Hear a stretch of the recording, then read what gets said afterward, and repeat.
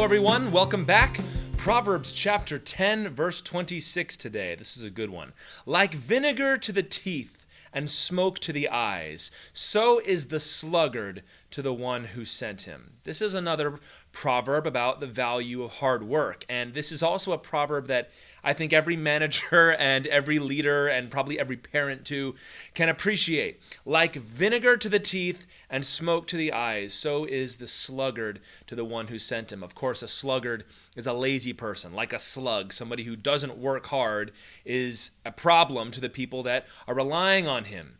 Vinegar to the teeth. That reminds me of when I was in middle school, high school. My family somehow read or heard somewhere that drinking apple cider vinegar would help remove pimples and acne and everything. So I was required for a while to drink a cup of vinegar every night, and I can verify that it is not great. Vinegar to the teeth is not good, and we've all had smoke to the eyes, so we know how that is. Somebody who doesn't work hard is like that to the people he works for. It's amazing how few people actually work harder than is necessary. And forget that. How many people actually do the bare minimum? Most people, that's all they want to do. Or I won't say most, many people. They don't work hard. They do exactly what is required of them, and then they try to cut as many corners as possible. They try to hide the fact that they're slacking off most of the day. When boss comes around, we straighten up. Now it looks like we're working hard. But if we're not required, if we're not going to be graded on it, then we're definitely not going to do it. Try to take a break as often as possible. We want to ask off for time off all the time. That's a sluggard.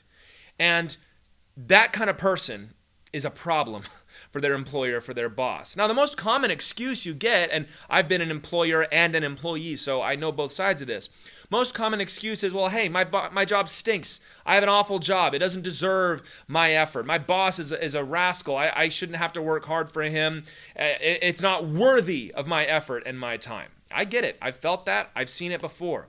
But the Bible tells us in Colossians chapter 3, this was written to servants and even to slaves, so it definitely applies to employees. Colossians chapter 3, verses 22 through 24. Bondservants, obey in everything those who are your earthly masters, not by way of eye service, that is, only when they're looking at you, as people pleasers, but with sincerity of heart, fearing the Lord. Whatever you do, work heartily as for the Lord and not for men, knowing that from the Lord you will receive the inheritance as your reward. You are serving the Lord Christ.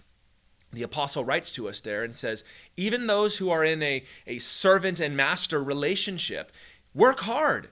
He said, they might be awful, but you're not working for them. You're working for the Lord. Your attitude towards your work should be tied to your attitude towards Christ, even and especially if you've got a bad boss or a bad job. And here's the thing. This proverb tells us that those who do a bad job, those who are lazy, those who don't work hard for whatever reason, they're going to have a worse experience in the workplace because your boss is going to be sick and tired of you and your complaints and your attitude and your excuses, and that's not going to make for a great work environment, and it goes round and round. I used to work for a junk removal company. And I was an employee there, and then I became an operations manager there. It was not a glamorous job, but I cannot tell you the amount of excuses and complaints that I heard as a manager. I had one guy who yelled at me because he wanted to go home early on a Saturday to watch the football game, and I didn't let him. And he lost his cool, and he wasn't being treated fairly, whatever. Vinegar to the teeth and smoke to the eyes. But the ones who did well, the ones who were trusted and the ones that I appreciated weren't the superstars. It was just the people that did the normal things that were required. And this is what it's like for any job. If you just do what is bare minimum required of you, what you've already agreed to do when you signed those papers and said, I'm going to work for you, then you're going to be a delight to your boss.